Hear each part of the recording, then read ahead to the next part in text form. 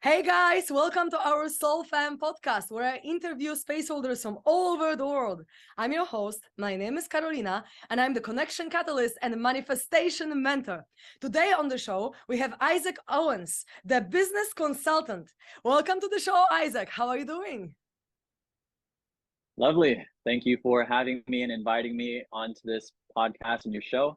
I'm looking forward to serving your audience and hopefully adding some value here and there for everyone who's tuning in. Oh, for sure you're gonna add value. You already added value to me before we started recording this, so for sure we're gonna add massive value to everyone who listens. So thank you so much for agreeing to be with us. It's really, really a pleasure. So as always, I would love to start with a little bit of a backstory of yours. I would like to know about your journey. Where do you come from? How did you get inspired to even go into business and into coaching and into mindset? What was the start of your journey and how did it unfold for you until now? Yeah. So I was born at a very young age, like most people. That's my dad joke. That's for everyone out there. But really what started it for It's quite I know funny. some people are gonna get that one on the way home. Um, It's funny. but my journey started truly when I was very, very young. I'm the oldest of my siblings. And so I was the firstborn to my mom. She's a single mom. When I was growing up, I had a stepfather, and he was just physically and emotionally abusive to my mom growing up. I remember there was a time when when my mom and my baby brother at the time were living in motels. They're like in America, I don't know your audience, but in America, a motel is basically a shitty hotel for super cheap. So it's not A like the Ritz definition, Carlton. It's short definition exactly, for yeah. people who don't know. Yeah. You don't want to go, if for anyone who comes to America, you don't want to go to a motel. It'll be very affordable, but you don't want to stay there. It's not a good place. And we were living in that situation at that point in time, and I might have been like 8 or 9 years old at the time. And I remember my stepfather, he had I'll just call it a mental breakdown. And then he kicked us out. My mom put all of our belongings into a shopping cart, and she was crying. My brother was crying, and I was the oldest one, so I just kind of had to be stoic, And I remember we went to the place next door. It was a Food for Less grocery store, and a lady, saw us, bless her heart, and she gave my mom $20. And I remember that moment as the moment that shifted within me, that made me make the decision when I was young to make sure that when I grow up, that I never allow my mom or my brothers or anyone in my family to ever be in that position again. So that's really what started it for me, on my Wow. journey respectively. Yeah. At 8 years old. That's crazy. Yeah. It's funny. I don't want to go too far back in time. But I remember when I was 5 years old, I meditated for the first time as well. But we could talk about that later on. Yeah, and I so want to talk fast about it forward. now. I want to talk about it now. I'm curious now. You can just like open the loop and then never close Yeah, it. yeah. Well, for me, my generation, we grew up on watching like anime cartoons. And I remember watching this one cartoon called Dragon Ball Z. I don't know if anyone out there has seen it before or if you've seen it. The Yes. Super Saiyans, and then I'm a guy, so like when I saw like big buff guys and they powered up, I was like, I want to do that. And there was one episode where Gohan, who's the first son of Goku, who's I guess the protagonist uh in the show, and it was the episode, or I'd say it's the arc when Gohan met Videl, who eventually becomes his wife. They have a kid and everything. But at this episode, in this time period, Videl was like, she was the best fighter in her world, right? Because her dad was the best martial arts fighter. And then she starts getting curious about Gohan. Long story longer, Gohan teaches her how to harness what we know as, mana or chi or life force energy. And he teaches her how to harness that, because it's not just about, physical strength or muscles to, that's one part of it, especially for me as a guy. I like to lift weights and things like that. And in the episode, he was essentially teaching her how to harness that energy inside. And so for me personally, when I was a kid, I remember watching the episode, and I was like, I gotta go try this. And I sat down. I was a little crazy kid growing up. And I sat down, I was like, okay, I meditate. Do what Gohan said, in the episode, concentrating. And then suddenly I felt a resonance internally, and I was like, oh, I feel it. And I looked, and there was nothing there. And I was like, this doesn't work. And I just moved on to the next thing. And then meditation, yes. But it That's did. how it started. Exactly. Yeah. That's so I cute. didn't, let Oh me my God. clarify. Yeah, I didn't really begin meditating consistently, like as a daily practice, or I guess I really didn't take it seriously until 2016. Shortly after I went to Tony Robbins seminar, I went to another seminar by the Empowerment Partnership. I'm not sponsored by them, but I do have an event code. So if anyone wants to go to an NLP training, an energy work training, they can go. But that was the time period, 2016, when I really started, I'd say, advancing in my personal development journey. Amazing. So it's been a few years now. That's awesome. Yeah, it's been some time. And what has made you decide to become the business consultant and a coach? Yeah, so for me, when I graduated high school, I was in a relationship at the time, and we had this, how, I don't know, for anyone out there who's been in a relationship as a guy, you know how it goes when, your girl's like, do this and do that, and you're like, okay, let me just do me for like 2 seconds, okay, I'll get back to you. For the ladies, that's the little guy's perspective on what it's like being in a relationship. And I remember my senior year of high school, I became a total pothead. I was smoking weed all the time, and at this point, yeah, I'm from San Diego, in Southern California, so it's like natural. And this is at a different timeline. So weed wasn't legal. This was back when weed was cool because you were breaking the law. Now it's legal, and it's like, okay, different now. But it's not cool anymore. Anyway, it's not that cool. I mean, yeah, it's not as cool as it was. But that's not the reason I was doing it. It was like my senior year of high school. I started getting really good grades, and I knew I was on my, kind of ascension in my personal life journey. And so my senior year, I got like, straight A's, but I got more than straight A's. I did really well on my college tests and exams. And at the same time, I was smoking a lot of weed. And I was just thinking about my future. Summer comes around after I graduate. I get accepted to university, Cal State Fullerton, out here in Orange County, which is a little bit north of San Diego. It's in Southern California area. And during that summer, I'm like, okay, I have my plan. Me and my ex-girlfriend, she's now, but girlfriend at the time, we're like, all right, I have my plan. I'm going to go become a computer engineer. I'm going to get my master's in business, and I'm going to make $1 million per year. That was my plan, which there's another story connected to that, but that was my plan, right? And it's funny because life has its ways. And sometimes when we think we're going this way, we're like, I have everything laid out. Life goes, well, let's just shift it a little bit. And I got invited to take a look at a business opportunity. To make a long story longer, the gentleman who invited me to take a look at the business opportunity became my best friend. We've been best friends ever since that time. I knew of him before that, but I wasn't really like, I don't really know. But after he showed me this business opportunity and got me thinking about entrepreneurship for the very first time, we just almost every day, we would just spend all this time together just dreaming about like, we can do this, and then we could do that. And you know how it is when you're in that creation mode where you start to think about the possibilities. That's what happened for me, and so I started my first business when I was 18 years old. I just got into college. I was in my little apartment with my roommates and stuff.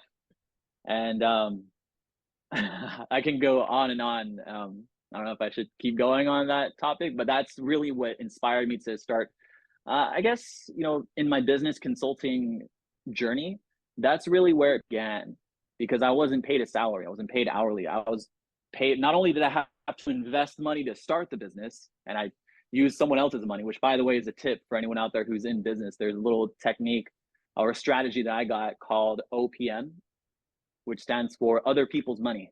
And that's good. So if you don't have the money to start your own business, use someone else's. Yeah, that's a little tip. Anyway, how would you go about that's how it? I started my first. Yeah, well, there's different ways. For me, I used my student loans. Oh, cool. So I got approved for certain. Yeah, I didn't use all of it. which is another tip for people out there. Don't blow all your money to start a business. You could if you want to, but to each their own. And that's how I started my first business. I got approved from a government loan. I had some extra money, told my buddy, okay, I'm ready to start my business. He goes, okay, go to this website, boom, boom, boom. Signed up. Awesome. I'm officially a business owner, 18 years old, and I'm in debt and I'm not making any money yet. But one thing I knew was true was I was fired up. There was no one that could tell me that I wasn't going to succeed in that business, until I had a phone conversation with my ex-girlfriend. And that's a whole different story. We can get into that later on, but that's how it started for me in terms of my journey as an entrepreneur. Go ahead. That's really, really cool. I love it. And I'm really curious to if we can explore this topic of taking other people's money initially even more, because like not everyone has a chance to just get a student loan or whatever, right? Like you were 18 years old at the time, and there are people starting businesses at every age, and some people have savings because they've worked in like a 9 to 5, some of their life, but some people maybe just want to start and they don't really know how to save and how to invest. Like especially, for example, when you're from Poland like me, it's not like it's easy you're to from Poland. Oh, yeah. It's not like sure, it's so sure. easy to save money. Like if you, for example, live in places like Denmark or other let's say countries that are a little more developed in this, let's say, abundant mindset, or they have a different system, it's easier to save it and then you have resources to start your business. But what if someone has literally nothing? Like what would you do if you had nothing now? You have all your knowledge and experience from what you've learned, right? And based over all of these years, but you have, okay, you are at zero again and you need to start a business. Like what would you do? Where would you get the money from and how would you go about it? Step one,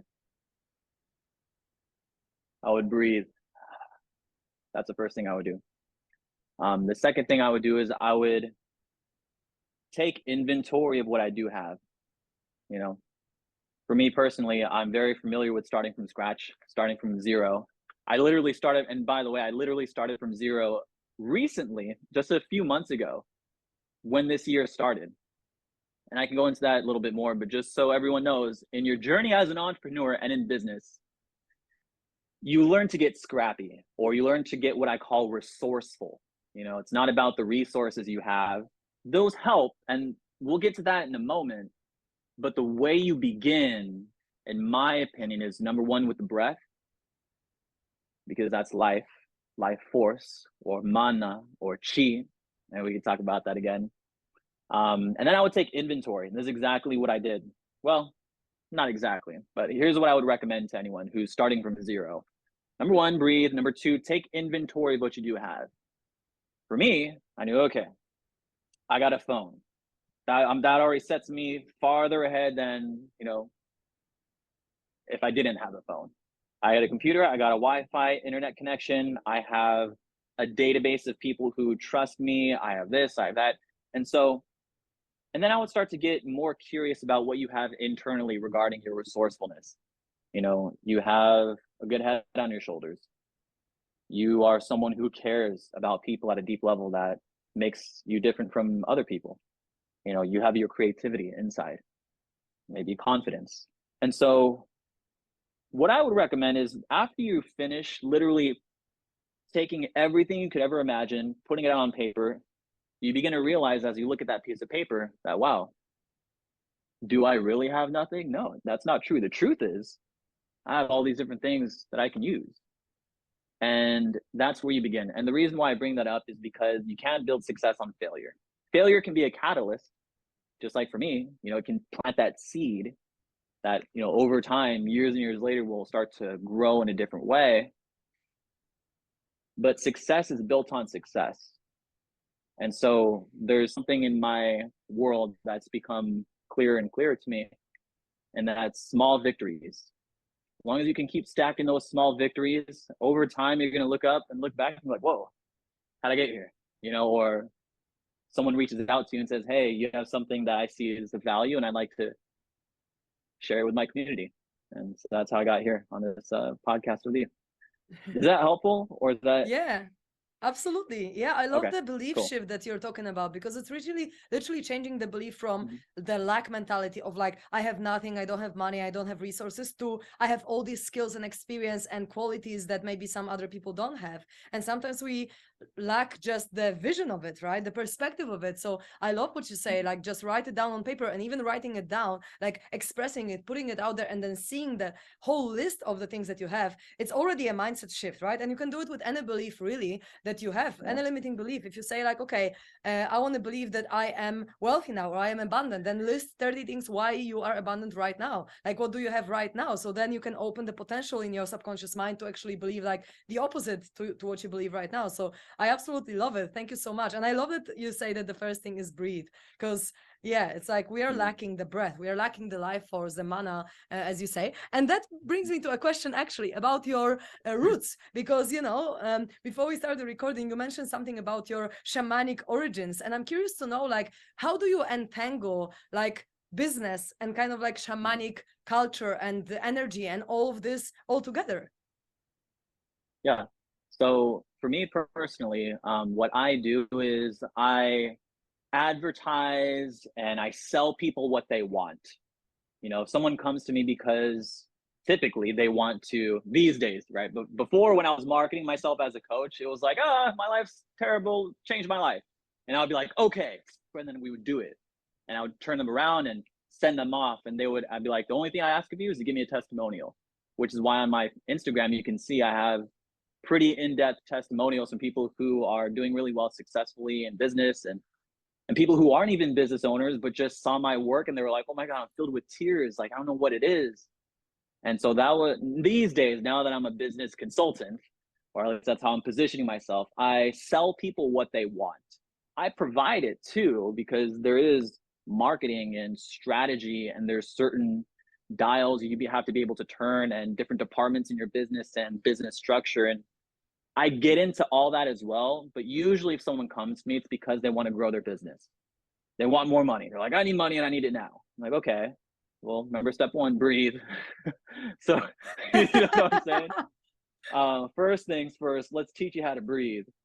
And then to answer your question, how I entangle it into, or how I combine it and synthesize it with, meditation, breath work, my lineage of Hawaii, um, is very simple. I use it myself and I practice what I preach, and I give people what they need. People come to me because they want to grow their business. And I'm like, okay, that's nice. We'll talk about your goals and your business and everything. But like, first, let's just enjoy the presence that we have right now. Let's enter into the present moment, the generous present moment, as Dr. Joe Dispenza calls it. And let's see what magic comes from an authentic connection. And from there, I tend to allow the energies, or the life force to just flow and allow it to become whatever it's meant to be in that moment, as opposed to it has to be like this, it has to be like that, it has to be like this. And it's like, okay, yeah, but just take a moment to so Mm, does that beautiful. answer your question? Or Yeah, absolutely. It seems to me like yeah. it's an intuitive business consultant stuff. Because it's more like, okay, Yeah, I have it's all these strategies, I have like aces up my sleeve, but I only take it out when it's necessary, right? Based on my intuition. It's kind of like me, like I have all these methods, exactly. all these tools that I've learned as a coach, but then depending on the client and what they need in the moment, it just flows through me, whatever is needed. And sometimes I just come up with new stuff because it's needed, right? So I'm guessing it's the same for you Yeah. and business. You have all these tools, but then you actually follow your intuition about what is really needed in the moment. Yes, exactly. And don't get Amazing. me wrong, like I catch myself sometimes, I'm like, oh, we could do this. I'm like, we could. And then I think for a second, I'm like, but are they ready for that? And I'm like, maybe. And so I've learned to slow my process down, because sometimes, what's the word? I learned something back in the day. Back in the day, that's slang we use out here in Southern California. We'd be like, yeah, remember back in the day? Yeah, I remember that. That's how we talk out here. Um, some of us talk like that. But I remember, real estate is all about location, location, location. Business is about timing, timing, timing. And so, yes, you could do the right thing, but I would argue it's more important to do it at the right time, because you could do the right thing at the wrong time, or you could do the wrong thing at the right time. If you do the wrong thing at the right time, you might make a lot of money. So in business, it's all about timing, timing, timing. I'll provide one more little strategy. Really, it's an insight that came to me recently. And this is my belief. And it's that the goal of business is to stay in business, because 95% of businesses are going to fail in their first 5 years. That's just a fact. You know, internationally, in North America, I think it's a little bit different statistically. Whoever wants to do the research, they can do that. But the point is, for anyone who's in business right now today, it's important to recognize, even though you may not believe in competition, competition exists, especially in business. And so it's important to remember that whatever business you're in, for whoever's watching this or listening to this, 90% of your competition won't be here a year from now. So your job as a business owner is to be here a year from now. And then at that point, you know, then we take a look, okay, and then you can look back at the last 12 months, see how things went, maybe lower your operating expenses, or maybe your operating expenses are great and you're making a bunch of money and you have a good margin, which you can have as a coach, and that's a good thing. And now you want to just, okay, now the next 12 months, then you can plan for that. And you do that over a series of 10 times. Next thing you know, you're in business for 10 years and you look back and now you suddenly have people following you and all this money coming in, and a lot of good things happening.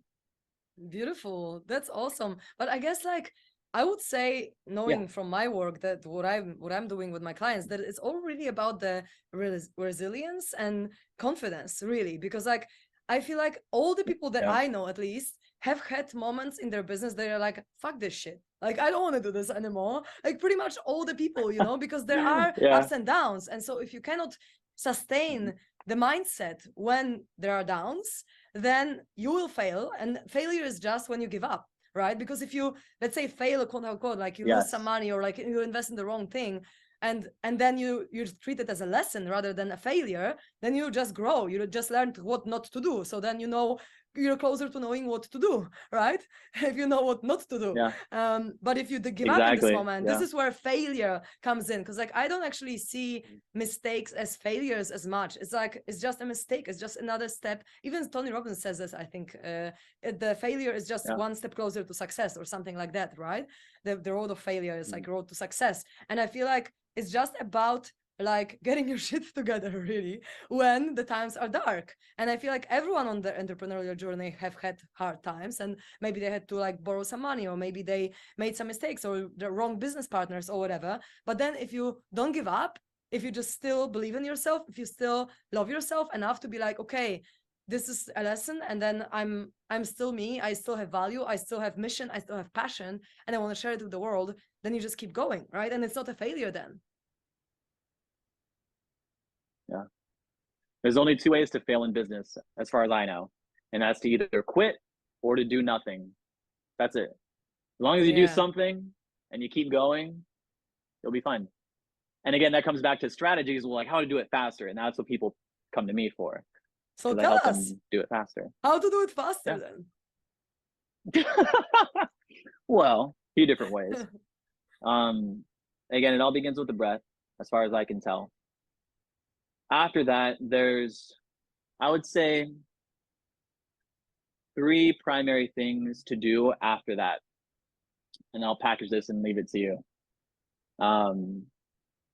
First thing is to decide what your outcome is. You know, what do you want? What's your vision?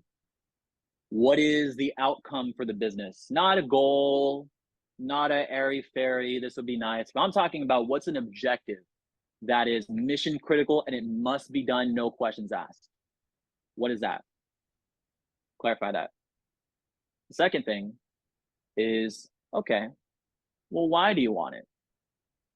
Why not just forget about it and never do it again? What makes it a must? Why is it important to you? Why is it so important to earn this much money? Why is it so important to help these people? You know, why not let them figure it out for themselves? because that's what gets you connected to what I call the juice, the emotion behind it, you know, as opposed to setting a goal and forgetting about it, you know, leaving it on the shelf to gather dust. The third step, and I got this from Tony Robbins, by the way, so I can't take credit for it. It's called RPM planning. The third step is to create what I call a map. Not a nap, like when you sleep, but a map, you know, a roadmap to figuring out how to get there. And the MAP is actually an acronym.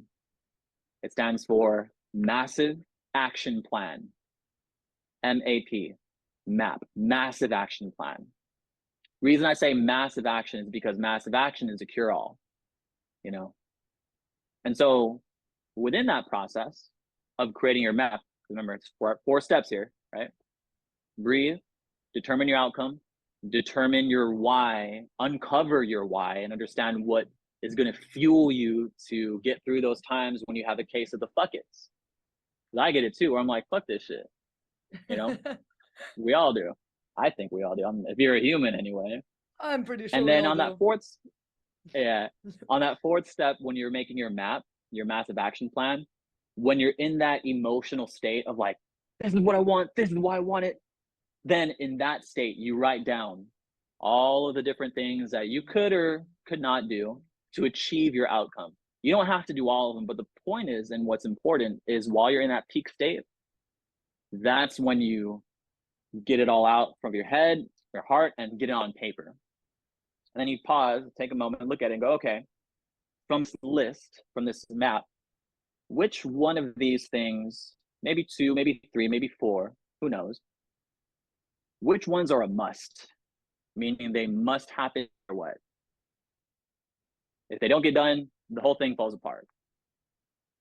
And which ones are like, okay, this would be nice, but it's not a must. It's more of a nice to do or nice to have, so to speak. So yeah, there's a free strategy there for you and everyone listening. Amazing. I absolutely love it. And I love how, like, first of all, we kind of like discover our internal motivation, because I feel like if we have enough, as you said, like emotion behind it, and we feel the mission that we want to bring, that we see the change that we want to bring in the world, not only, okay, I want to make this amount of money, but if you actually really feel into, okay, what your soul wants to express in this life, like, why are you doing what you're doing, but like, you really deeply feel it. And I was thinking about it as we were speaking, because I've created this modality called Master Manifestation Method, and I really want to teach as many people as possible to change their beliefs within minutes and to transform their childhood traumas also like really quickly, so that everyone, when they get triggered, rather than like shouting at their partner or their colleague at work, they can just go for 20 minutes to a different room or to the toilet and just like go through the process and then come back fully at peace, right? So if I connect to my why, that I just want to spread this modality so that people can actually bring things into their life and do it fast and do it like in alignment with their soul, I'm thinking when I really feel into it, I'm just so driven to do it, in comparison to when I like am in not my peak state and I don't connect to this motivation. Sometimes I'm like, okay, but can I actually do it like mass scale as I see in my vision? Like, am I enough for that? Do I have resources? Blah blah blah, and all this talk, right? Small self-talk. But if you actually really put yourself in this mission, in this essence, in this passion, then from there, if you channel all these things that need to be done, it's like your soul speaking rather than your mind. That's how I see it anyway. It's like your heart is speaking, not your small self. Like you're not constricted. Constricted is how I say it. In your way of thinking or being. You're like expanding. You're like, oh my God, I can do all these things. And of course, it's nice to then bring the reason in and then see, okay, what is the step-by-step process now from now on, and what's the priority? But I love this. I love putting yourself in a peak state to actually know what's the truth, because I feel like peak state is our truth. It's how we are born. It's like how we should be. Exactly. It's like when you're a kid. It's like when you're a kid, it's like, whoa, I'm doing everything. What's this do? What's that do? And then the adults are like, don't touch that. Don't look at that. Don't talk to him. And you're like, but wait, I want to learn. And that's how I was as a kid. And so anyway, please continue. Yeah, I just wanted to add to that. absolutely. And like then we were programmed with all this Yeah. shit, right? All these bullshit beliefs, all these emotions. But then we can, when we can come back to this essence, to this pure love and passion, that's where really everything flows. And so, like, uncovering ourselves from all these layers is like super crucial. At least I think, at least on the path to success, if you want to grow as a person or entrepreneur, or just generally grow, you need to just unlayer all this like fake stuff that was put on you by the society, by your family, by teachers at school or whatever. And it's an important thing. And so what, from your perspective, what do you feel like are the fundamentals of achieving success in business? Like, what is like an absolute non-negotiable that you gotta, like, either I mean like a quality, or like, you know, like a mindset, or like a belief, or just something, you know, kind of tangible, like a fundamental inside of every business owner that puts themselves out there? Great question. I'll give you three things. The first thing is an understanding that if it is to be, it's up to me. And I'm sure for a lot of your viewers or listeners, a lot of them are small business owners, which, by the way, if you're a small business owner, don't let your small business keep you small-minded. You know, I got that one from Brendan Burchard, who's a great high performance coach. And because you're a small business owner, you don't have the stress and anxiety or worry or uncertainty of thousands of employees who could be fucking it up.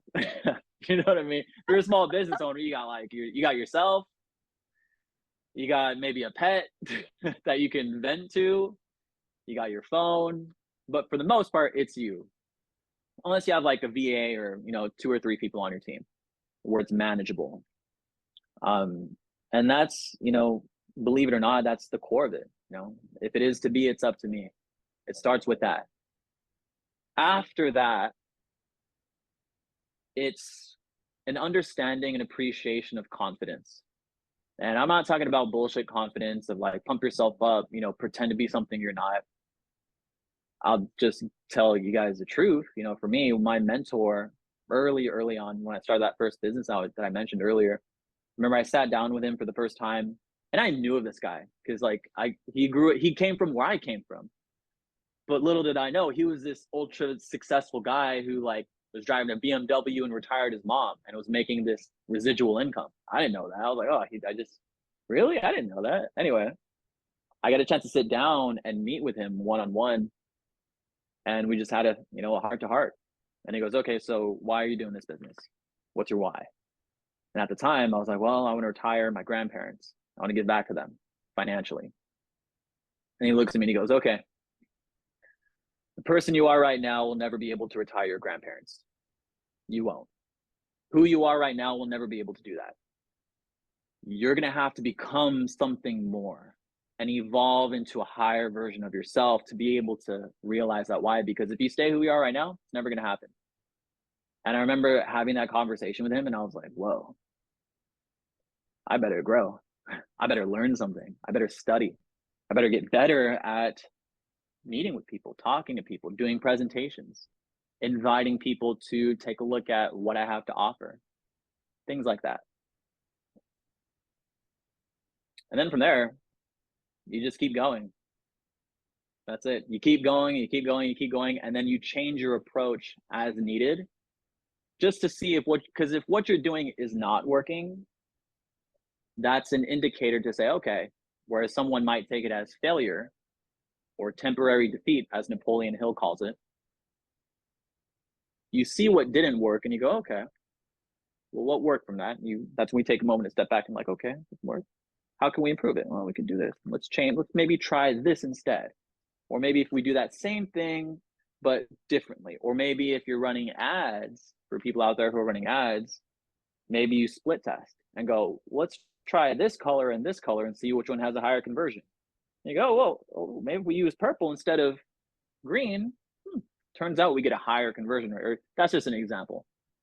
And again, this is all coming from, you know, Tony's 5-step formula of success, which they can go onto Tony's page and learn all that. But yeah, so that For help, or sure. that But you answer know, your question? to Cool. hear it from you and from your Yeah. experience, it's also really valuable because I feel like many people can talk about many different things, but for some people, just the energy of a person speaking resonates way more with their story and their experience. And so, you know, like I feel like I also sometimes repeat what my mentors taught me, but through my mouth and through my expression, it's a completely different thing as well, and through my Mhm. understanding and the filter of the world. So thank you so much for sharing from your perspective, because it's an interesting perspective that you have. And so I'm curious to know, maybe like one last little question. Mhm. What is your Yeah. current business strategy in like in a shortcut? Because you probably do a lot of things, but just to give people an Yeah. example of what is possible and what works for you specifically, because obviously everyone needs to intuitively tune into what is working for them and what is in alignment with them, right? But like, what is your strategy? What's in alignment for you? Yeah. So my primary business strategy is real estate acquisitions. That's the industry, the vertical is another term for it, where I have, I would say, the most specialized knowledge because I spent most of my time in real estate finance. And so I was a guy where I like learned all the numbers and I was helping other people get rich. And recently I had some experiences that made me realize, okay, let me acquire some. And it's interesting you mentioned that because, you know, really what my strategy was set the intention and then just see what happens. Next thing I knew, I need, like, as simple as it sounds, that was my two-step strategy, you know, and um, Amazing. I the love right it. people started, yeah, the right people started showing up in my life. You know, I met one individual, and we met, well, actually, someone introduced us and we got to talking. We're like, okay. And then we kind of left, did our own thing. And we came back, we got to talking again and left and came back, left and came back. And then we talked and he looks at me and he goes, you know what, dude, I'm looking for you. And I was like, I'm looking for you. And then next thing you know, we're partners. And so that's how I got, you know, my first, for this, at least for this year, my first consulting client. That's And amazing, we're man. working, yeah. And so we're working together on some, you know, some exciting things. And then the other one, the other client that I have, consulting client, same thing, you know, actually, well, similar. I met him online in a Facebook group. And it's a Facebook group that I was a part of. I've been a part of it now. I think about it for, gosh, like just over a year, which I didn't even, time flies. You know, I didn't realize it's been that long. Anyway, this is a gentleman who made a post in the Facebook group, and it was the training he did at a recent conference they had. And I remember I was just here in my room and I was just watching it. I remember thinking like, wow, he's where I want to be. Not like exactly, but in terms of business, I was like, I want to own apartment buildings. You know, I want to be able to sell an apartment building using other people's money and to earn a lot of money and also help the people whose money invested in me. I want to help them make money too. It's all about giving back. Anyway, that's his business model. They're known as syndicators out here in America. And later on, after I saw that video, so he added value to me, right? I learned something from him. Yeah. And then he makes another post and says, hey, if anyone wants help or whatever, here's my calendar. And I was like, oh, dude, I'm on it. Click, click, click, scheduled it. We get on a phone call just like this. We get to talking. He goes, all right, tell me about yourself. I'm like, well, blah, blah, blah, blah, blah. And he goes, I'm looking for you. And I'm like, dude, I'm looking for you. and then so that's how we got to working together. Now with Amazing. those two, yeah, yeah, with those two clients that I'm working with now, my current strategy is similar to what it was before. It's just I'm a little bit more discerning with who I allow myself to work with in business, Mm-hmm. because I can't just work with anybody. Um, I I refuse to work for free. This is different because it's a podcast interview, so I'm happy to add value best I can. And now what I do is I literally will just have an idea, I'll put it out there into the social media world, and you know, one or two people who intuitively I believe come from the right place in terms of intention, which is why I was so open to speaking with you, even though we never met before. It's our first like face-to-face, it's our first virtual meeting. I'm sure we'll have a face-to-face meeting soon enough. I'm going to be traveling more this year, actually. So you're in Costa Rica for a couple months. Actually, one of my partners is from Costa Rica, funny enough. Um, Anyway, I forgot what I was talking about. That's Back to right, you. man. I just wanted to say that like your strategy of just setting intention and letting it flow is like the best strategy I've heard. You know what I mean? Because I feel like in my business, at least in my on my path, the best things happened to me when I just set intention and just let go of the outcome. And then things started flowing in the ways that I would never even think that they can when you just let it go, when you just like you intended and you have a strong feeling behind it, right? Because you want to do something, you love it, you're passionate about it, but then you just let the universe work its magic, and it actually really works. And that's why I love these kind of intuitive approaches to business. Not, okay, this is a strategy, you need to follow this and that, rather than like actually feeling what is true for you and like what is in alignment with you, right? That's why I absolutely love that. This is the best business strategy ever. Just set an intention and let it go. Honestly, so Right. simple, two simple It's steps, and it an works. easy 2-step process. You set an intention and then you go with the flow, and then you have the awareness too. And this is where, so we can talk about meditation if you'd like to. This is where meditation comes in, because meditation, I believe, the biggest thing that Eastern philosophies are bringing into Western thinking is teaching people how to control and harness their focus. Because if there's one thing that meditation does for people, is it teaches you how to control your focus, as opposed to allowing your focus to be pulled to your phone or a TV commercial or someone honking their horn or whatever and getting reactive about things. There's benefits to these things because we get this an opportunity to learn from other people. However, I'm sure you, or maybe not you, maybe people outside of this conversation, right? Because your audience, they're a very special group of people who haven't incorporated mindful strategies into their life, unfortunately, are living like zombies. You know, they do what the phone tells them to do. They do what their boss tells them to do. They do what their boyfriend or girlfriend tells them to do. But then someone like me comes along and says like, hey, you know, I knock on their, I'm like, what do you want to do? You know, like, wake up, you know, I'm a friendly wake up call. I'm like, hey, you know, or I'm that person that comes along and like helps people lift their chin a little bit higher. I'm like, yeah, I know it sucks right now. I know you're in a shitty position right now, but if you look up, you got a bright future. Keep going, you know. And then if we happen to intersect again, I'm like, oh, I guess there must be something here. So then we get to go deeper, right? Because for some people, you can't take them all the way into, you know, the stratosphere. Some people, it's just a little nudge on the shoulder, or you be that person they could lean on for a few moments, or maybe just make them smile.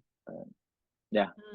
So Anyway. beautiful, man. I love what you just said. It's so amazing. And sometimes we are the sewers of the grains that then blossom, right? And we can just say one thing and then maybe it will move something within someone, and then maybe a month afterwards they will meet someone else who will say something similar. Maybe it will land more, and we never know like how our words and actions can change someone's life. So let's just keep it going, and let's just keep changing people, keep transforming, smiling, and helping, because that's where the changes for the whole collective consciousness comes from, I believe. So yeah, awesome, man. It's been such a beautiful pleasure to talk to you, but I have one tiny little question to you. If someone would like to follow more of your content and would like to know more about you, what's the best way to find you? Yeah, you can find me on Instagram at Isaac Owens X. Isaac is spelled ISAAC. Owens is spelled OWENS, and then X at the end. I have a YouTube channel where it's the same handle. That way, you know, it makes it easier for people to follow me. I have other social medias as well, but I think for the purpose of this conversation and your audience, that'll be the best way for them to find me on Instagram. And as I start growing my YouTube channel more and more, they can follow me there. So yeah. Beautiful. I will certainly follow you on YouTube. I love your energy, man. It's been such a pleasure to talk to you. Thank you so much for agreeing to be with us. It's awesome.